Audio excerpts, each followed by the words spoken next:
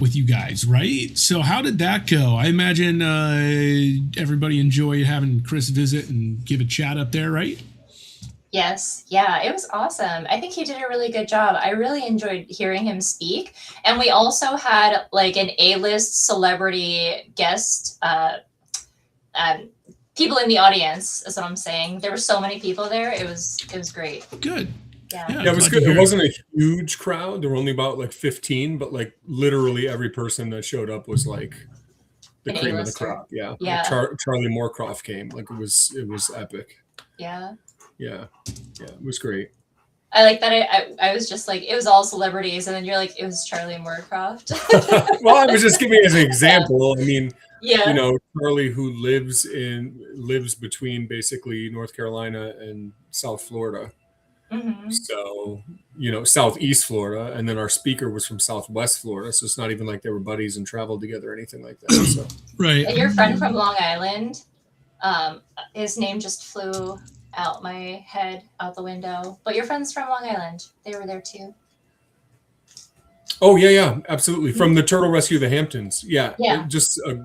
They're a great organization, and Dan is awesome. And he came to my turtle cookout last year, and he's somebody who I really enjoy talking to about turtles. So, and he came with his significant other, who I had to grill them a little bit. I guess after writing the Turtlely Devoted to You book and having that podcast once upon a time, like you have to grill couples to be like, all right, are you Andrew and Julian Hermes? Are you Chris and Casey Leone? Or are you Anthony and Shannon Pierleone, where the latter being my relationship where she puts up with me?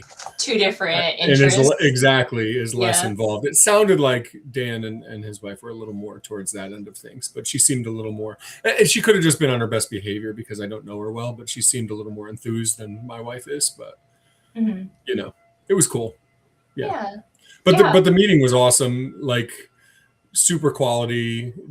It turned into like an impromptu potluck. People just brought food, and we sat down and hung out and listened to Chris Lekowitz regale us with amazing tales of turtle stuff. And we made it conversational too. Like we started just throwing questions at him the whole time, and it was just really great.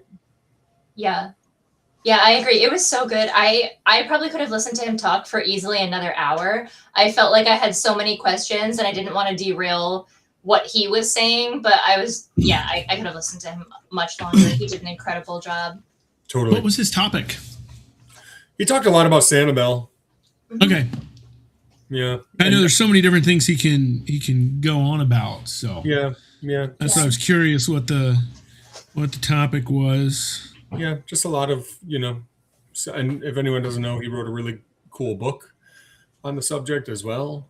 So, yeah, just a wealth of knowledge and just a good guy, like we want to meet those biologists who like have it within their heart to still welcome in the hobbyist. I don't like that word, but like, the private keeper or the zookeeper, there's so much like divisiveness. Yeah. So when you find Chris is one of us too. Collaborate, I know. At his like to his core, that's who he is. But there's a lot of people that start off that way and then say, you know what, I'm going to be better than that, and I'm going to go and become a biologist, and then act like I didn't start off as that. Fair enough. You know what I mean? I know exactly what you mean. Yeah. He could do that. He could absolutely shun everyone, and he's totally honest. He'll tell you the negatives around. The what happens because of the illegal pet trade and stuff like that we all are against, and that's the part that he understands, is that he doesn't lump everyone together in the same negative box. So and he's very, very, very one of the most protective biologists you'll ever meet of like his information and his animals, which he should be, because the animals are really sought after. So anyway, that whole that whole mess of like personality traits or whatever that make him who he is, it's just so special. And to be able to interact with and call somebody like that a friend is like just an honor. Yeah. Hi, Ralph. Hi, Wendy. Hi, guys. Thank you for joining us. Yeah. Well, Ralph and Wendy had an amazing Turtle Tea with TTPG episode. I listened to it on Saturday, and Was it Saturday or was it yesterday? It might have been yesterday. Was it yesterday? Yeah, it was yesterday. It came out. yesterday. Yeah. I'm sorry. Yeah. I got my weekend days messed up. So yeah, I sat, man, listening to that thing was so awesome. Like just hearing them, and Wendy has a very good radio voice, but hearing Ralph, like I think there were several like little clips in there that could be taken out and just used as like a 30-second elevator pitch for what we are, what we should try to be, you know, talking about collaborating and doing things for the animals and all this sort of stuff. It's just amazing. So if you haven't checked that out, check out Turtle Tea with TTPG. There's awesome episodes there, especially the new Ralph Till one that just dropped yesterday, not Saturday. Yeah, Sunday. She just said it was yesterday. Yeah. Yeah, I may know who is the guest for the next one. Are you sure it's the next one? Because she's got a backlog. Don't toot your own horn if you don't know. Wait, are you tooting your horn because it's you? Yeah. Oh, okay. I don't know if we're allowed to announce that, so I don't. But that's so exciting. But yeah, I spent some time with her last week.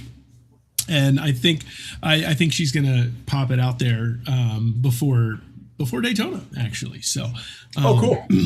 But anyway, yeah.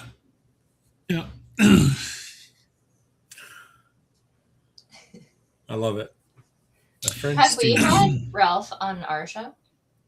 Yes. It's been a while. It's been a while, but you know, it's kind of like SNL hosts. Like there are certain people that have been guests many times. There are several who have been guests twice, and then there are some that have been guests more than that. A lot of times there are like panel type situations where we have a lot of guests, but like if that still counts, then the number gets way up there. And then there are some people that have been on like by themselves as a guest several times. I think Ralph's been on 3 times as a guest. Wow. When I think of people that may have been on as a guest more, maybe Chris Leone has 4 or 5 before he became a co-host. Famous. Maybe 3 or 4. Yeah. Before and then he became famous and then was no longer a co-host. He should call home every once in a while, just like pop in. I'm telling you. He would come on. He would come on and do an episode with us. Yeah. Yeah. Right home? Is it right home or call home? Yeah, either one. Yeah, okay. We just have to ask. Yeah. You know? We can do that. I think we can do that. He is big time though. Yeah. I saw he's been promoting that turtle, the New Jersey situation with all those box turtles. I saw he's been promoting that a lot.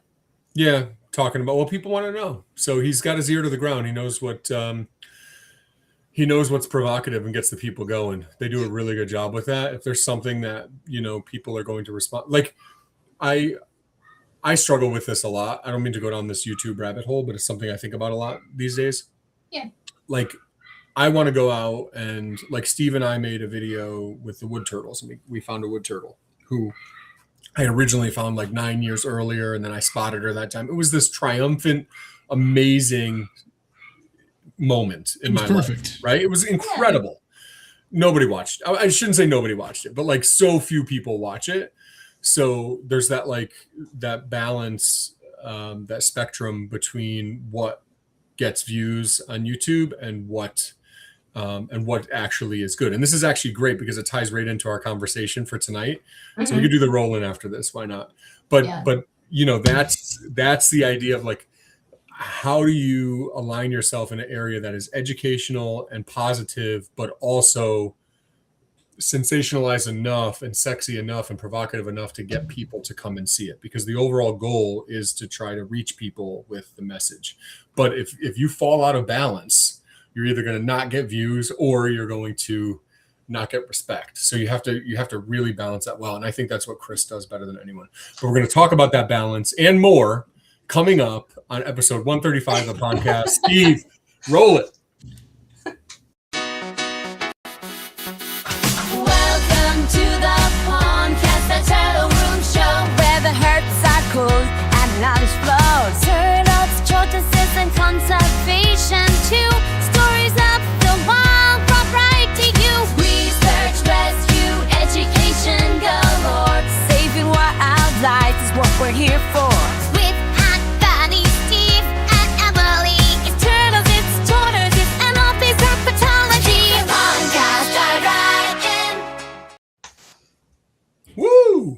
Steve hit the right roll in this time. I was going to sort of say that too. I love it. Nice. Proud of you, Steve. Well done. Positive reinforcement. You get a treat. I love it. Welcome, everyone, to the Pondcast, episode 135. We've been doing this for a long time. And it's not getting old. Hopefully not for you, but it's not getting old for us. So excited to be here with you all. It's August. What? I know, right? August is like my favorite month. It's my birthday month, and like I always love August so much. But now, like I start to get depressed around August. It's like the season is ending. I stop getting the egg production slows down a lot with the turtles in August for me. So I don't know. I'm gonna need to get by with a little help from my friends. So help keep my spirits up, guys. I guess that's what we're here August for, is right? big hatching month here because May is where like I get a ton of eggs laid in May. And so August is like hatch. There was last week, I guess it was probably still July, but in 2 days I had 12 turtles hatch, So they kind of come in big waves right now. Like I haven't had anything hatch for a couple of days, but then I'll have I think I have 3 or 4 that should hatch probably tonight or tomorrow. So we'll see. That's awesome. How many eggs did you end up getting this season, Steve? I don't remember what the number was up okay. to. I think I was up around 200. Nice. Yeah, you're always way ahead of me. And it makes Almost. me feel horrible about myself before I get going. Yeah, I always take an early lead and then you just blow past me. Chris, same thing with Chris. Oh, really? So once those Quahilans and Spotteds get laying, Chris Lekowicz, just blows right past. Yeah, that's interesting because normally, Florida's way ahead, but you're keeping animals indoors and he's keeping animals outdoors. So it's interesting how that affects things too. Yeah, it looks like I've had 67 hatched so far this year. Whoa. So. That's a good number. Yeah, the going record for me is 91, which was last year. So I should pass Very that. niche joke. See how it goes. Is it a niche joke? It's an old joke because I don't know how many of our audience members know what that means though. 6'7" transcended age, and actually the only people that probably still do it I think older. anybody who engaged with middle schoolers or high schools knows the 6'7" things. Yeah, but old people catch on late and then hold on to it for longer, whereas young people are like, "Oh my gosh, that was so last year." Yeah. I don't know if I fully understand it. So maybe I'm like in that middle ground where it's you're getting old. Yeah. I'm not quite old enough that I use the terms unironically, but I'm not young enough that I don't know. Anyway. Okay, Mark. Steve, your audio dropped out. Oh, is he talking? Yeah. Uh-oh. If he jumps offline, then we're all done. Right? I know. He's the mothership. He's hosting the whole thing here. Emily, you had a topic that you wanted to discuss today. I'd love to kick it to you. I don't know, you want to start with questions and get the conversation going. Obviously, we love having these once in a while episodes where we don't have a guest lined up, and it's not out of a lack of trying. We put the effort in, and we bring great guests to you, something we're really proud of. But we also love to just leave some open so that we can just discuss freely and kind of almost act like the guests ourselves and have more of a free-flowing conversation as opposed to like an interview of a guest. We have enough to say here. Yeah, is what I'm trying to say. So how the intro for this is going to work is I have some very loaded questions for the two of you, and just know when you answer, there's what is it? There's I don't know. You're going somewhere with it? I'm going somewhere with it. Yeah. So we should let you land the plane. Got it. Yeah. But there's like a lot of questions. Lead us along with your questions. Love it. And just as a side note, since I have been part of the podcast, I try to practice asking people questions and being more engaging in conversation. But it's at the point now where when I'm talking with someone, it almost feels like an interrogation. So I have to at some point dial it back. But anyway, I will start with my first question. Have either of you ever been to another turtle keeper's place, and you felt like they were keeping a species inadequately? And it seems like a very loaded question. It is. So.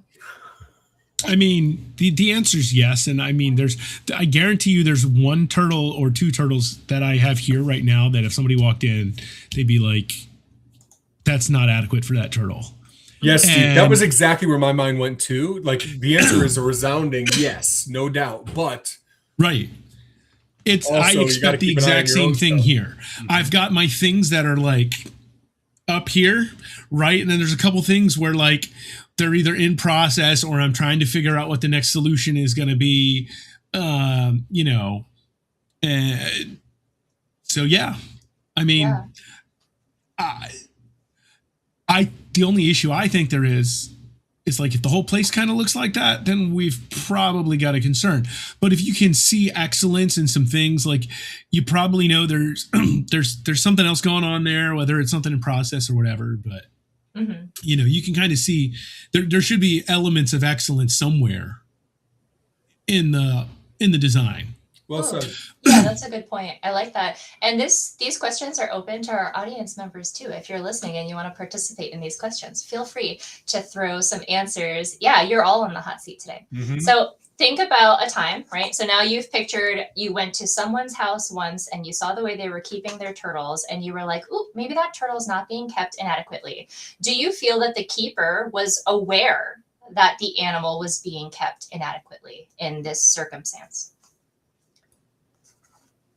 Inadequate is a relative term, so it's pretty subjective. Yeah, it is, and there's a spectrum because there's what the animal needs to survive, and then there's what the animal needs to like thrive and take it to a whole other level, and we don't necessarily know what the sweet spot is there. So I think there's a big movement within herpetoculture, which is lovely, and reptile keeping in general, to always push as far towards the extreme of just keeping animals as naturalistic as possible with as much space as possible. But sometimes it's easier to lose track of the really important parameters when you go really big. Mm-hmm. So it's complicated, right? So I don't know. I just think that you have to take that into account as well. And there are some people who have, like, let's say, Russ Gurley's original book, Keeping and Breeding, the big book, Keeping and Breeding Freshwater Turtles, with the Hamiltoni on the cover, the black book with the green trim, like the book that I read until it was falling apart, said that like the best reward you can get for keeping an animal and keeping them healthy and doing it right is being rewarded with a hatchling. But that doesn't necessarily mean they're being kept the absolute best either. So again, it's all just relative, and I guess that doesn't answer your question necessarily, but that's where my mind goes with that one. Yeah, and I guess just to add to that, to provide some clarification, I don't mean when you go over to someone's house and you see that like when you saw our Chinese box turtle hatchlings and they were kept very dry, and I explained to you, I know that they're supposed to be a much more humid species, but right now we're battling drain flies, for example, so we have to let it dry out. Or you go to someone's house and you have a species that should be on the drier side and they're kept swampy, well, maybe their mister just broke. I don't mean circumstances where okay, these are different circumstances. I just said that word twice. But what I'm trying to get at is you saw a friend of yours or someone that you know taking care of a turtle, and you knew that they were keeping it improperly, and they knew that they were keeping it improperly. So that's kind of what I'm looking for. Have you experienced that before? Yeah. Maybe. Okay. Yeah. Okay. I've got one or two that come to mind, yeah. Now, with that said, did you advocate for the species? Did you say anything or bring it to the keeper's attention and have a conversation about it? I do, but I usually do. Like, there are some species where like people will be kind of happy to have me come by and take a look. Mm-hmm. So I give people feedback on their stuff all the time. I think it's tougher when people are kind of lying to themselves, and they say, like people do all the time. You know, when we used to vend at the Hamburg show, Steve, decades ago now, and people would go for the $60 sulcata tortoise instead of the $80 Herman's tortoise hatchling because, well, I'll have a bigger place in the future. They lie to themselves and say, you know, I'll be in a different situation and I can handle it and it's okay. And they grow slow and all that sort of stuff. So like, that's where it gets really difficult, I think, because you're almost like combative to say something at a certain time. Like if somebody lets you into their place, and I deal with this sometimes with the YouTube stuff too, because you're coming in and they're giving you access. And now how do you handle that? So I try to stay in my wheelhouse. Like I'm not going to go to Andrew Hermis's place in Arizona and give him feedback on how he should be keeping tortoises in Arizona. Even if something to me catches my eye and I'm like, oh, that's interesting. The most, number one, I respect that heck out of it. I'll do is ask a question. Amazing job. And the most question to, and I'm just using Andrew's example, he's keeping like Geo Mida turtles, might be more likely to ask that question because those are species that's a genus that I spend a lot of time with. And I would hope the same if when he comes out to visit me at some point, I'm going to bring him right over to my tortoises and tell him to give me his feedback. So that's the way it should be, but people are not always that open to, constructive feedback either. So it's tough. It's a slippery slope, right? There's a fine line between, you don't want to scare everyone away because you're constantly calling people out. You can be honest though. Like we just went to Underground Reptiles pet store and it was beautiful, but Underground Reptiles has a horrible reputation. So, well, how do you handle it? Just be honest, Let's just be honest and go from there. But also start with grace, lead with grace, and understand that there's people involved that care and try to have empathy and understand things from their side. Yeah. I feel like these are all like hot takes or hot questions that I'm asking. But like I said, I promise I'm going somewhere with this. Do you feel we trust you in that circumstance then, right? This real life scenario that happened in your mind, that the species that you're picturing when I'm saying this, do you feel the majority of that species is kept well? So like, let's say we're talking about my example where it's like the Chinese box turtles, for example. Would you feel that the majority of that species is kept well with other keepers? So I guess the point I'm asking is, this example in your mind, is it just this one keeper or is it all keepers who are having this same issue that you're seeing? So maybe everyone's doing X, Y, Z. Is that too vague of a question? No. Yeah. Okay. All right. I'm going to leave it open. Just Steve, if you want to answer, I have an answer, but you can go.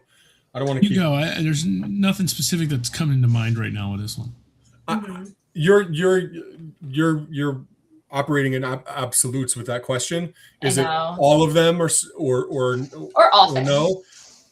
I think it's often. I think you feel it more when it's often because it's like, hey, we know Hiosemis depressa grow like crap if you don't keep them perfectly. We know Cora flavomarginata Chinese box turtles don't grow well if you don't keep them wet. We know, and you could fill in the blank with that, you can't keep map turtles in muddy water with no basking. Like, like we know this stuff.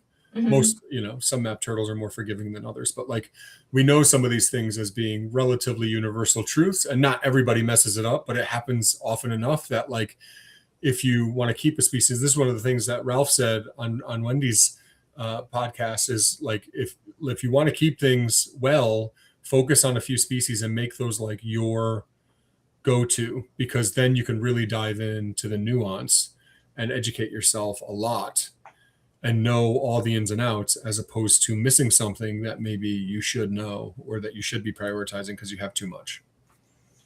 Yeah. And to just provide further clarification. So as an example, because I don't want to lead you with the question too much. So as an example, Varanus exanthematicus, the savanna monitor, a lot of people were feeding them rodents for the longest time, but come to find out, more recent science is indicating that they're a little bit more insect eaters. And so there are still some people who are feeding them rodents where you really want to start feeding them more insects, and a lot of them are overweight in captivity. And so if I went to the average person's home and they're feeding mice to their savanna monitor, I'm going to be like, okay, well, they probably don't know. It's kind of new research. But if I go to someone who specializes in monitor lizards and I see that they're still feeding rodents to a savanna monitor, then I'm going to be like, okay, what are you doing? I might be like a little bit more judgy in those circumstances. So that's kind of what I was going for. Now, with that said, do you feel that there are enough resources out there for keepers to improve their husbandry? So in this example you're thinking of in your head, is there enough of an opportunity for these keepers to learn that what they're doing is wrong with their keeping for other keepers out there? Yeah. Yeah. I think that goes for anyone, right? There's always, if you don't believe in the idea that you can be and should be a lifelong learner, then I might make the argument that you don't belong, you don't deserve to be working with these animals, right? We owe it to them, right? If we think about how we were keeping animals in the 80s and 90s to how we're keeping them today, you know, we've made so many advances, and I'm not saying we, it's like, you know, we're standing on the shoulders of giants that have come along over the decades and made these amazing advancements. So, you know, we owe it to them to be lifelong learners. But that whole, I wanted to mention just that whole like lead with grace thing again. Like, you know, you use the example of feeding the mice. One that came up for me, and I actually had talked to both people involved in this one, and I'll just share it with Chris Leone and Greg Brashear, who are two of the most knowledgeable turtle minds that we have today. They're so amazing, especially for younger folks. You know, obviously we have these really accomplished folks that have been doing this for decades and decades, but for you know, the younger generation ish, or that middle-aged generation, hate to say it, boys, you know, Greg saw Chris feeding a lot of chicken to his alligator snapping turtles. Like, why the heck are you feeding all that chicken? That's a lot of chicken. You know, that's not a natural diet. And then Chris said, well, you know, this is working really well for me, whatever. And then, you know, like a year or two down the line, Greg has an animal that came from the wild that needs to be acclimated, can't go back to the wild, whatever, but it's just really thin and needs to, you know, and he says to Chris, what do you think? And Chris says, chicken. And it's like that, you know, so like Greg is like, how could you be feeding chicken? And it's, you know, the reason why at that time was because the alligator snapper was thin and needed to grow up. But then it starts doing so well on chicken that maybe you go a little bit too far with the chicken. I don't know. But the idea though is that both of them are really, really knowledgeable, and it's normal to ask questions. And it's also okay to say, maybe we didn't get it totally right, but I just made the best decision I could with what I had to work with. Our goal, bringing it back to the original point, is to try to come up with as much of the information as you can, gather that information so you can make the most educated decision that you can. But sometimes we're just throwing stuff at the wall and seeing what sticks, you know? Yeah. You know, and Wendy makes a real good point too, with how easy it is to get information these days. There's also a lot of bad information that's out there at this point, and we all know where you can find some of it, and we all know that's where people are ending up. And so, like, you've got groups of people. You've got the ones who care, and they go try to find the information, but they don't really know how to tell the bad from the good, and they end up, you know, eating up a lot of the bad information. Then you have people who, despite how easy it is, they do not go looking for the information, and the only way they'll take information is if they find somebody who gives it to them personally. Mm-hmm. Right? Like, so much for Googling it or anything else. They're like, but I can't learn this unless you teach me, sensei, kind of is there. And like, that's not really the best thing either. Like, you should be able to, like, in today's day and age, you should be able to go and search for things and hopefully be able to analyze them and determine, you know, and then of course you got the people who are just like, oh, I got this, I don't need to go looking for it. And, you know, yeah. So we deal with that in the veterinary space. Like, Dr. Google, why would you listen to the person at the pet store or Google when the veterinarian is saying something different? Well, you know, sometimes veterinary staff, if you're not being, you know, nice and approachable, you're paying people, you're charging people, they're paying for your service, and you're making them feel like crap about what they're doing. And then they go to the pet store or they go to Google and they're not made to feel like crap. And I'm not saying that's what the veterinary field does, but it is a challenge for some teams and some hospitals. So we have to remind ourselves of the same thing. If those worldwide fill in the blank turtle groups on Facebook that are, you know, kind of infamous, are being more inviting, and they're making people feel like they're part of a community, and then the rest of us that know better, maybe, you know, in theory, are screaming at everybody because they're dummies. Well, guess what?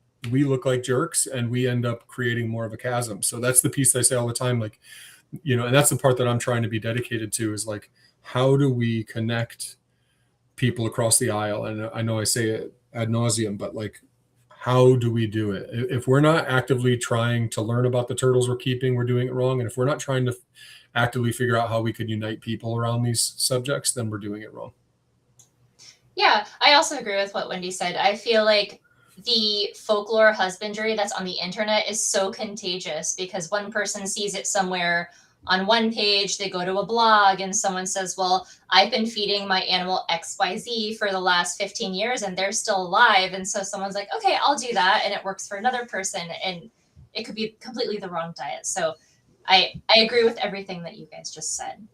Now, when was the last time you went to a nature center or even an accredited zoo and you saw that they were housing a turtle species improperly? Yeah. More often with zoos lately because I've been there more, but definitely some nature centers stand out. The eastern box turtle on Reptile dry 40-gallon breeder tank. Mm-hmm. Yeah. And the same for you, Steve? Yeah, you see it. I don't get to as many of these places lately as Anthony does. And actually, any of them I've been at lately, I've been going with friends who work there to hop off exhibits, so that's a little different too. But I remember some of those instances and being like, oh yeah. It's kind of what goes. You kind of see that going through your mind as you're looking at there, I do have a habit of giving a lot of people the benefit of the doubt. So I'll kind of look for like, okay, what else might be going on? Like, kind of a thing. Cause I do tend to like, oh, this isn't intentional necessarily, like, or whatever. But yeah, I can get really controversial if you'd like, and actually bring one up like by name if you want. Ooh, I know. So I went to the Reptile Zoo in Fountain Valley, California, and the amount of people that I really respect, like in the veterinary world and even some in the turtle world, good people that I know, say like, "Oh man, that's awesome that you're there," and then the other half is like, "How could you even step foot in that place? What's wrong with you?" Right? Mm-hmm. So I went with an open mind and an open heart. It's super corny, but for real. Yeah. And I want to acknowledge the things that like they bring to the world that are so important. And this is the part where I think we need to like really consider. There's so much negative that I do think that it overshadows the good, but there is still a lot of good there, right? You can get like the next Peter Pritchard because he went to the Reptile Zoo, and they've got like 6.2 million followers who's keeping track on YouTube. But I will say that place in the space that it has, that place would have had an overwhelming amount of animals if they had a quarter of the animals that they have. So I think that's a good lesson for all of us, myself included, that like, oh, what's one more? I've got 400, I've got 4,000, I've got 4, whatever. What's one more added to that? It's not that big of a deal. It eats the same thing that my other 4 have, that my other 400 have, that my other 4,000 have. And like at a certain point, you reach that tipping point and then keep going, and then animal welfare becomes a big issue. So I think like we hear it a lot on like a lot of the podcasts, like reptile podcasts, like Animals at Home is one that I've listened to for years. That Dylan does such a great job. Right? Yeah, he does such a great job, really advocating for that animal welfare side of things. But yeah, G says 400 and 4,000 are the same number. Exactly. So like we just have to be careful of it. Because I'm not saying we have to be all the way on that end of the spectrum all the time with everything. If you're trying to breed it, we're talking about pond turtles. You could have, G is in the chat talking about 400, 4,000 are basically the same number. He keeps a lot of pond turtles that can cohabitate in, large outdoor ponds. That's different than, somebody's large snake that lives indoors. That's a totally different thing, and providing for those animals is a totally different experience. Like it might be more similar to like talk about how you keep your cat as that large snake as opposed to how you'd keep turtles. Like there might be more similarities there. I don't know. Yeah, and so to kind of, that was pretty much a really good segue. Turtle nerd there saying, and that's what all the guests see and assume it's correct because it's a nature center. I can think of a nature center located in Connecticut. They actually had a eastern box turtle that they took on from us. And when we checked in a few years later, it hadn't grown at all. And it wasn't being kept with any water at all, simply because the keepers thought, oh, I thought that it gets all of its moisture from the food that it eats. That's crazy. These are the people who are the front lines of education. They are the ones who are out there hitting the most people and getting the highest amount of hits on their social media pages. They're the ones talking to families and showing people that this is how you care for animals. They're teaching the public actively, and they're perhaps not doing it correctly. And as we just proved, the education and the information to properly care for these animals is out there. So put your seatbelts on. All they had to do was ask the person who the animal came from. Yeah. I am about to land this plane. The point that I am getting to, in case you're wondering, like, where am I going with all of this shaming, is that there is a mockumentary expose coming out soon. Expose might be the best term. We'll find out when we see it. Monsters of God, that's what it's called, right? And it is not going to be a friendly documentary if you are a member of the reptile community necessarily, because the intent, in my opinion, so the opinions expressed by me do not necessarily reflect the Turtle Room, just so we're clear. But in my opinion, it is going to be intentionally highlighting the bad that is in our community. And I say it's our community because from the general public, the snake keepers are the same as the turtle keepers, are the same as the venomous keepers, are the same as the crazy guys who are putting their heads inside of alligators. In their eyes, we are very similar. So what I am getting at now is the importance of making sure that we are demonstrating to everyone that we are doing it differently. And we are providing a lot of education for everyone out there who might be getting into reptiles or is just finding out that reptiles exist because of Monsters of God. So if you are keeping animals and you're doing it the right way, I'm talking to you, make sure that you are doing education, providing information to your community, and doing what we're doing here, doing what Anthony is doing what Steve is doing what we're all doing to promote good keeping, and not doing what some people are doing and maybe doing it the wrong way. So that was my plane landing. How's that? Did I bring it full circle? Yeah, I think so. But luckily, no one's scared of turtles. You're right. Yeah, and we don't really know what this is going to look like, right? There are definitely expectations out there because we know some of the things that are being covered. We don't know if there's going to be some good stuff tossed in here or not. We really don't. We have expectations that it's going to be like Tiger King, right? But again, we don't really know. But I agree that this is a great opportunity for all of us to talk to people about turtles who don't know turtles, because like people who aren't turtle people who aren't big cat people will go there. They watched Tiger King. It was enter-freaking-taining. I actually haven't watched it, but there were tons of people. They were binging Tiger King because it was like the train wreck. Like you can't take your eyes off of it, right? And so if this ends up kind of as some people expect it to, it could be kind of the same. That means people are going to be talking about it. That means you have opportunities, which isn't necessarily a bad thing. All right.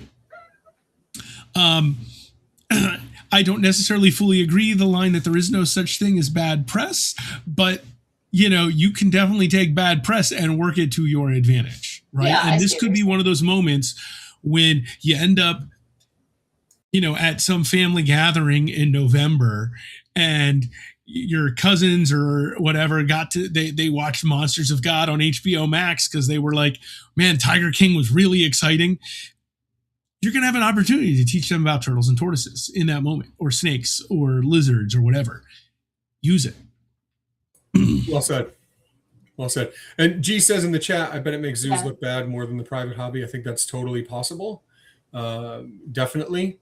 I love what Wendy says. The response is shut up and show off. They're doing a series at the TTPG asking members, trying to make positive changes. And that's one of the things I'm going to talk about at Daytona. So I'll be, in case you're unaware, Eric Good, the director of Tiger King and Chimp Crazy and now Monsters of God, and the founder and president of the Turtle Conservancy, will be opening for me at Daytona's Turtle Night. Thank you for laughing, Steve. That was a joke. So the speaker lineup is really exciting. Now this is a Turtle Night. Talk about that. So talk about that too. Turtle Night has been happening for many years now, and it has not been well attended all years. Last year was maybe the least attended night that they've had. I think there were good speakers, but not sexy topics. We talked about that at the very, very beginning. So you want to have both. You want to have the quality and a little bit of the sexiness, and Eric Good definitely brings the sexiness. But I'm really excited about the lineup. It's going to be US ARC, which is a really important conversation, and then it'll be Eric Good, and then I go on after him, and then Chris Leone after me. So if you're going to be in the Daytona area, or if you're going to be in the United States, you should try to get there. That is not this Friday, the 7th, but Friday the 14th, the Friday after this Friday. Did you just call Eric Good sexy?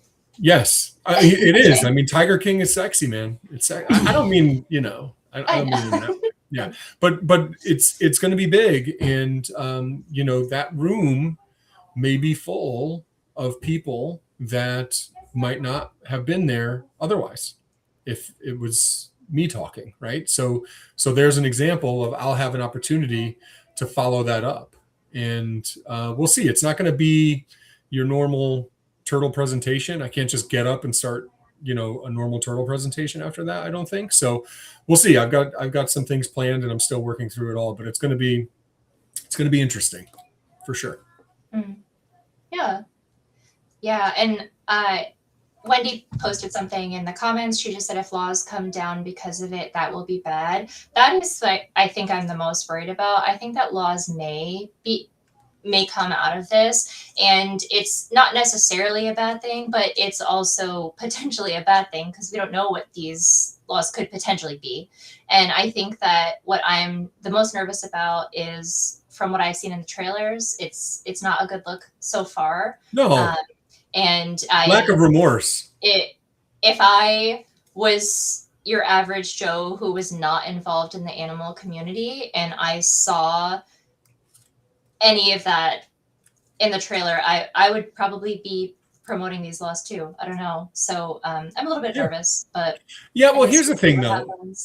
Tiger King was an absolute phenomenon. Mm-hmm. When COVID hit, The Last Dance, for people who like sports, The Last Dance was like coming out right when COVID hit. That was the documentary about Michael Jordan. Everyone and their mother watched that. And then right on the heels of that, Tiger King came out. And this was, COVID was like everyone had watched Netflix to the end. You remember that meme, like making fun of that? Like I'm done with Netflix. I've literally watched everything. What's next? So almost everyone watched Tiger King, and it was good. But what's so funny too, and I'm like jumping around because I'm ADHD, so deal with it. But what was so crazy about that was Carol Baskin and her husband Howard maybe are sitting there. They made it was so successful that they made an impromptu episode 9. So there were 8 episodes of Tiger King. Then they had episode 9, and it was basically just meeting back up with the cast and like, where are they now, and interviewing them about how things were going and everything. And they were so upset with the negative attention that they got because Eric had told them, how they basically said, they sat there and they said, we thought he was one of us. He has a turtle conservation organization. Like, We thought he was one of us, that he understood what we were trying to do. But what's funny is, for those of us that are really, really, really, really into turtle stuff, we saw the documentaries that he made before he made big documentaries, little YouTube videos and things like that. And there was one with David Fabius, who is a really well-loved person from the turtle world, who invited him into his home, cooked him dinner, all that sort of thing. And then, Eric made this documentary talking about how the animals were kept in poor condition and things like that. Things that he didn't say, to your point, Emily, face to face, but then said it in the documentary afterwards. And those did not get many views at all. But it was already there. Like, the writing was already kind of on the wall, because Eric is very, very smart. And he knows that if you highlight the bad, then you're going to get eyeballs on your message. And when it happens to the, to the level of Tiger King, my gosh, or even Chim Crazy. But the one thing I will say, though, that is a benefit to this for those that are a little bit scared, and hopefully I'm right, and maybe I'm wrong, because I don't really know. I'm just telling you what my assumptions are, my thoughts are, is that Tiger King went crazy on Netflix. Tiger King went crazy during COVID, something completely unprecedented. Chimp Crazy did not go crazy. And guess what Chimp Crazy was on? HBO. So yeah. It's not a smaller audience. It's not the same. And I actually did Google it recently just to see. And, Netflix has a crazy amount of subscribers compared to HBO Max. So that's a good thing. Significant it's difference. Already going to have a significantly smaller, even if it went crazy, it's going to have a significantly smaller viewing. But the Daytona Hilton does have HBO. So I will be watching episode 1 and 2 before I go on stage the next night, because episode 2 comes out on Thursday, the 13th, which is the day before we get up and speak. Ooh, okay. I actually don't know anyone with, I think I know maybe 1 or 2 people with HBO Max. So it would be hard for me to see it even if I really wanted to. But again, Wendy, I feel like we're on the same page today. Everything that you've been saying, I agree with. Yeah, it's going to be very bad for venomous keepers. Yeah. And I think that right now people really like turtles. So I don't think anyone's going to turn on the turtle community. That's not necessarily the point I was getting at. I think people are going to turn on the reptile community, and we do fall under that category. So it's going to be very bad for venomous keepers. I do anticipate that.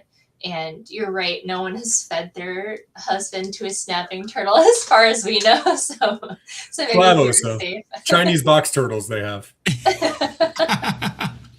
You'll get eaten there faster than you will by the snapping turtles, I think. Yeah, even like right now, our Chinese box turtles, even their substrate is not safe. If they get a scent on the substrate, they just start eating the dirt. And I'm like, you already ate today. What are you doing? Yeah. They don't mess around. But I did do some research, and in the 1930s, which was not actually that long ago, obviously less than 100 years, the first Bushmaster keeper, Raymond Ditmars, he's someone, you probably have one of his books in your house right now. I'm sure everyone here who's listening has one of his books. He was one of the first people to bring Bushmasters into the US and to care for them. And that was only in like the 1930s. And so the first time Bushmaster was professionally kept in the US was around the 1930s. So there's just some perspective for you. Reptile carpet.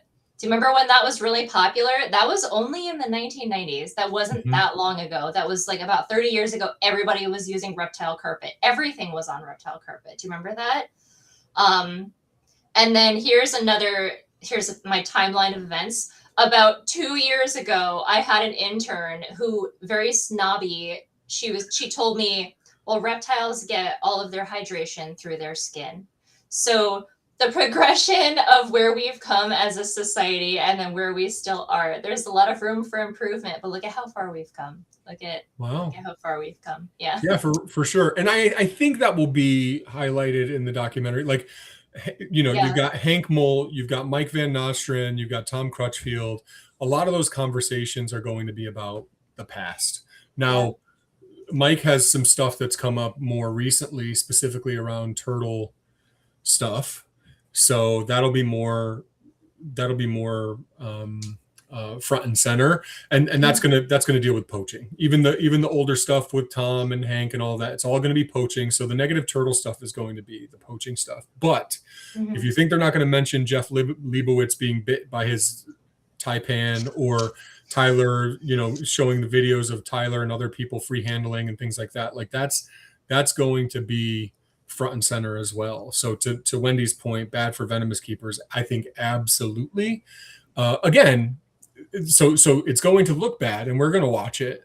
But the question will be, who else sees that, and how big and blown up does that get in terms of policymakers and your normal everyday American family who isn't into reptiles and just happens to be trying to watch something interesting on TV. If it starts to transcend those crowds, then I think it can absolutely be bad for sure. Here's a good question for you. Humberto Campos. Yeah. There is a good magazine for that, for Claudius. That's the vampire musk turtle. It's a Batager, and I don't know exactly what year it is, but if you become a member of the TTPG, they put out an amazing print magazine every year called the Batager, and there is a very good Claudius article in there that talks about how to keep and breed them. It's terrific. But I don't remember what year it is. I went 2016 to 2018 ish, somewhere in there, 2019 ish, 2020, somewhere in there. It's, again, that post-COVID, man, and I'm old, so like all the years blend together now. I used to be able to tell you exactly what was in which, but there's too many now, and I'm too old. And then I think, at what point did you notice, I've asked this question before, but at what point do you think you noticed a shift in the industry for better husbandry? Do you think it was always kind of there? Do you think there's been a bigger push at any point more recently over the last few years? I would say, in my opinion, maybe like the last 10 years, everyone's taken. I was going to say decade, give or take, maybe 15 years. Yeah. I know it was that way for parrots too. I think it's been longer than that. I think it's cumulative, and like it builds on itself over time.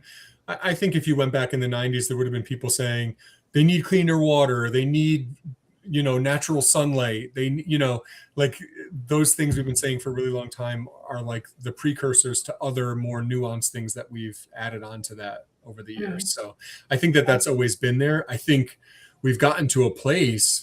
Again, I brought up those podcasts, those reptile welfare podcasts that really talk about keeping less and keeping really well.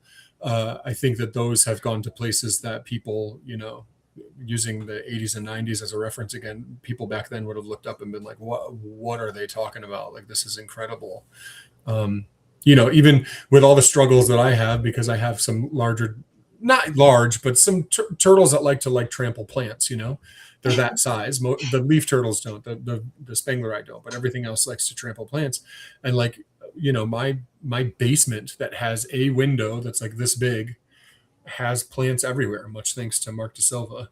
But like, that's something that I didn't even know was possible until I kept trying to push at that, just growing plants in my basement. It looks like I've got a different type of growing operation going on down there. Mark, House of Dragons, is that a Game of Thrones thing? Is that what that is? Anybody? Yeah. Yeah. I think so. I don't know what that is. Yeah. Is that a spin-off? It's a spin-off, I think. Oh, okay. All right. I was just reading this comment. Dead, I don't know what that is. Oh, okay. Yeah. Well, in conclusion, the reason that we brought this up is not because we're trying to give this documentary any publicity. I don't think it needs any more publicity. I kind of hope it just quietly disappears, to be perfectly honest. But just that it's a really good opportunity for us to follow through with the point that Anthony is always making, is he's just be the one that you want people to, what is it? What's your point? You always say, be the person that is representing all of us in a good light. And you have an opportunity to provide education to the community on what we're doing and all the good that we're doing. And so if you're doing something really well with turtles, don't hide it. Don't be afraid to share, and be loud about the good that we're doing. So that's just the point of today. So we don't need to talk anymore about Eric and how sexy he is. I'd love to make a closing statement on that too, and it kind of is kind of a precursor to my talk in Daytona. So if you're there, you'll get this when you're there. But when I think about this, it's tough sometimes to be an adult with a passion that feels sometimes like it's being ripped from your hands. That is a really hard thing, right? Where we, for those of us that are here in America, we grew up being told this is the land of the free. And, I'm not getting political, but I'm just saying, like, you work to get to a place where you can enjoy what you want. And when you decide to do something that you feel like is altruistic and really makes a difference for these animals that you've cared about since you were a kid, it means a lot to you. And that's why I always say it's not a hobby, it's more than that. Mm-hmm. So, it's scary when that feels like it might be in jeopardy. But, we're going to talk, and this is where it's going to be a little interesting. And I'm going to start off a little less like a turtle presentation and a little more like some of the adult learning presentations that I do professionally, which is like, we're going to talk about the learning space that, resilience feels like crap. When you're in the middle of it and you're working through it, resilience feels like crap. It doesn't feel fun. You can look back afterwards with pride and say, I'm proud that I did that. But only that happens if we can focus on, okay, what is within our control right now? And the making of that documentary is not within my control. I can't go back, 8 years ago or whatever it was, 10 years ago, and tell Tom Crutchfield not to participate, right? Like, it is what it is. And Steve, you have pictures actually. Can you pull those up? Yeah, you sent those over. Yeah. Pull up pictures of me and my friends. I love meeting turtle people so much. This is fun. So I can't go back and tell. There's Tom. That's 2016. Found out he was in Connecticut and ran down to interview him for the Turtle Room's YouTube channel. And there's another one there. So that one's from 10 years ago. This one is from like 10 days ago, basically. I love your shirt. That's strictly reptiles. I've been wearing that shirt a lot. I'm getting my usage out of it. That shirt was actually created by my friend John Green, who's no longer with us. And they auctioned them off at the TSA conference, 2 of them. And he loved wearing shirts that were too big. So that means that they fit me. So I got that one, and I've got I Love Yosemite's t-shirt too that he created, which is just so cool that I could honor him. Not a lot of people know that, but when I wear that shirt, I want everyone to know that I'm honoring my friend who actually owned that shirt and created that shirt, John Green. So I can't go back and tell Tom Crutchfield not to participate. I can't change it. It's not within my control. All I can do is try to keep my animals to the best of my ability, try to instill that in other, and people I think get frustrated when I get up on my soapbox. I love your soapbox. Like, oh, come on, man. Like what makes you all high and mighty? Nothing. Like, I'm not perfect, right? Emily, Steve, you guys have been to my place. I'm not perfect. The way I keep my animals is not perfect. I try really hard. But like, there's animals down there right now where like I got to clean the water, and I got to feed these ones. I had the food out today. Yeah. I had the food out yesterday, and I still haven't fed them. Like, it's been sitting there. They're going to be fine. It's all fine. It's actually better if they don't eat all the time. But I wanted to feed them yesterday, and then the goal was to feed them today. I'll probably go do it right after this. But I'm not perfect. But what's in my control? I can keep my animals to the best of my ability. I can help other people be better. And then I can maybe take on less from a keeper perspective and go out and try to make connections with people that I don't see totally eye to eye with, but that also care about these animals as well. And maybe I can learn something from them, and maybe I can teach them something from my point of view. And that's the whole goal. That's all it is. That's what I'm trying to do. And that's what I encourage others to do. So any platform that you can do that with doesn't hurt. Yeah. Right? Be the change you want to see in the world. Yeah. Yeah. I was going to try to come up with an Office quote, but it just left my head, and the only one that came to mind was his Wayne Gretzky one. So never mind. I was like, oh, don't say that. Don't say that's the wrong quote. It's never the wrong quote. Just go for it. Yeah. You miss 100% of the shots that you don't take. Michael Scott. Wayne Gretzky. Michael Scott. Michael Gary Scott. Yeah. Yeah, this has been fun, guys. I really appreciate it. And I look forward to chatting with people in Daytona. Please come and say hello. I'm going to try to make a video when I'm there. It's going to be a whole thing, but yeah. I know somebody who can help. It's hard. Do you want to help? It's hard, man. It's like, you just wait. So if anyone isn't aware, I'm just gonna plug this one more time. Daytona is unlike anything. It's unlike anything else. The amount of turtle loving people that are there in one of the turtle meccas of the world, right? I mean, like, picture it. Southeast Asia, 80 years ago. Like, you're right in the middle of Turtle Town, USA, and there's just people everywhere that care about reptiles, and there's so many people. And I like, this is going to sound pompous, but it's not meant to. Like, it's tough to walk through Daytona because of how many turtle people there are. So I'll just say it. If you're there, make sure you come and say hello. And if you haven't been there, make sure you go. I'm not missing now. Like, I hadn't gone for like 13 years or something like that before I went back. Actually, Emily, you were there when I went back after 13 years of missing it. And every year I would try to go, and then eventually it just fell off, and like, it wasn't even a thought anymore. And then I just went in 2024. Thank you, Charlie, for setting that up. And then, like, it was just incredible, transcendent experience, and I'm not going to miss it anymore. So if you have an opportunity to check it out, please do.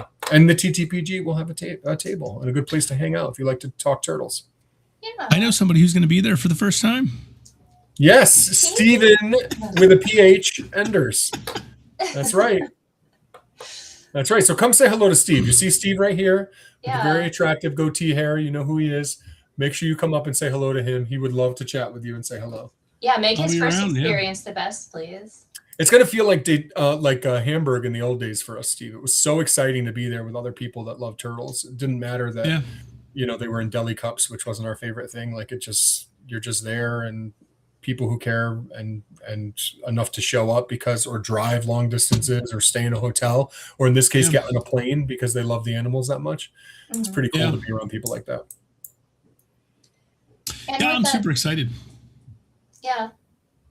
Yeah, so maybe you should make a video and include Steve in it too, to document his first trip there.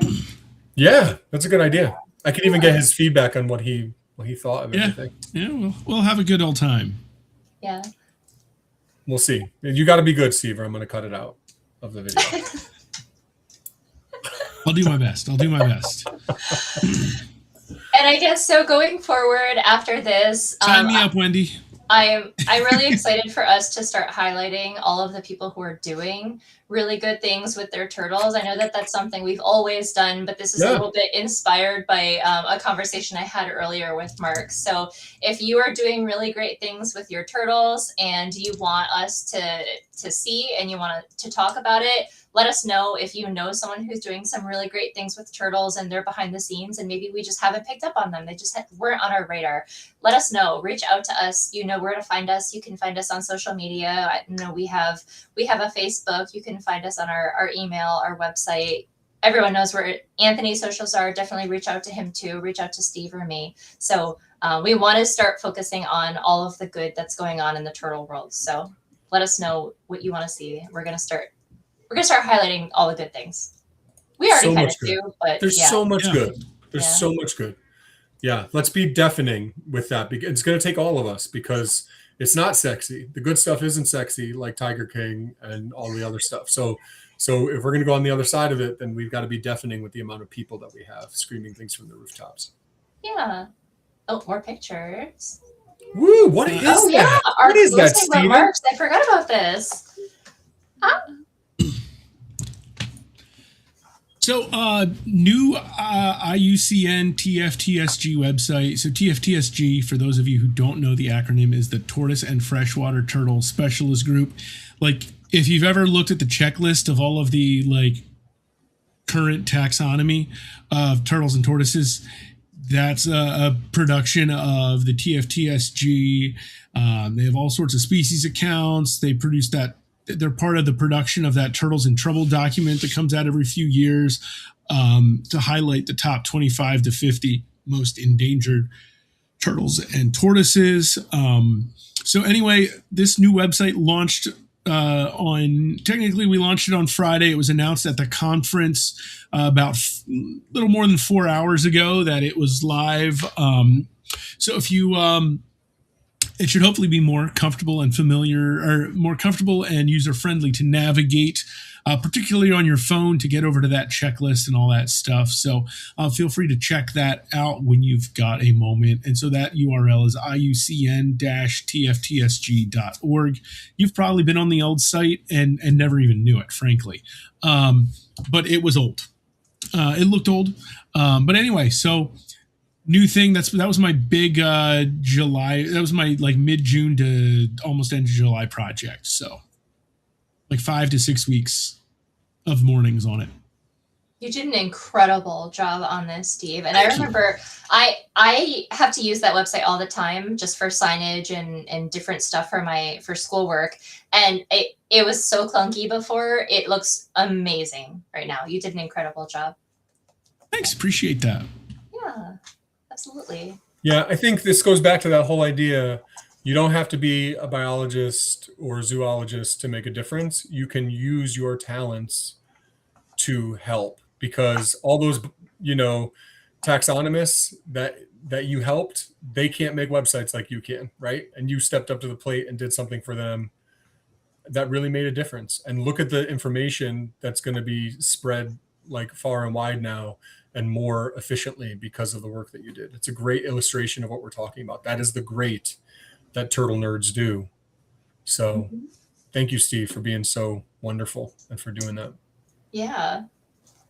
What is the Turtle Room up to these days? Oh, we just redid the IUCN website. No big deal. Yeah. We did. I know it wasn't really us. It was one person. It was Steve, but he did it as the Turtle Room, so it still counts. He did. He did. Absolutely. Yeah. Well, this was a really good talk. I feel really good about the topic that we just covered. Yeah, for sure. Timely and important and sexy. So it works out. Yeah, and optimistic too. So we left all of you with a call to action. So hopefully we got our message across. I love it. Thank you all for tuning in, and thank you guys for Emily and Steve for just being such amazing champions for turtles and showing up and doing this with me every month. It's great. Yeah. This is Always fun. Always fun. Thanks, guys. All right. We out.